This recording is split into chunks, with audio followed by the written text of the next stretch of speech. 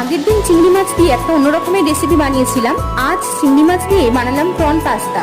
আর এটা খেতে এত ভালো হয়েছিল, আমি তো বলবো তোমরা অবশ্যই একবার ট্রাই করো। চিংড়ি মাছগুলোতে নুন, গোলমরিচ গুঁড়ো, লঙ্কা গুঁড়ো, রসুন বাটা আর লেবুর রস দিয়ে মাখিয়ে রেখেছি।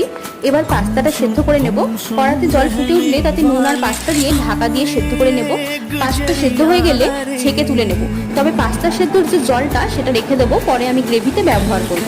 এবার কড়াতে অল্প সাদা তেল আর বাটার দিয়ে চিংড়ি মাছগুলোকে ভেজে তুলে নেব। তারপর আরো একটু বাটার দিয়ে দেবো রসুন কুচি আর একদম ছোট ছোট করে কুচি করে নেওয়া পেঁয়াজ। এবার এই রসুন আর পেঁয়াজটা ভালো করে একটু ভেজে নেব। তারপর দেবো 1 কাপ দুধ আর 1/2 কাপ পাস্তা সেদ্ধর জল। তার মধ্যে দেবো একটা চিজ কিউব, নুন, পিৎজা সিজনিং, গোলমরিচ গুঁড়ো, চিলি ফ্লেক্স। ভালো করে মিশিয়ে নেবো যতক্ষণ না চিজটা গলে যাচ্ছে। এবার চিংড়ি মাছ আর পাস্তা দিয়ে 3-4 মিনিট মতো রান্না করে নিয়ে গ্রেভিটা ঘন হয়ে আসলে নামিয়ে নেব। তাহলেই তৈরি প্রন পাস্তা। রেসিপিটা তোমাদের কেমন লাগলো কমেন্ট করে অবশ্যই জানিও।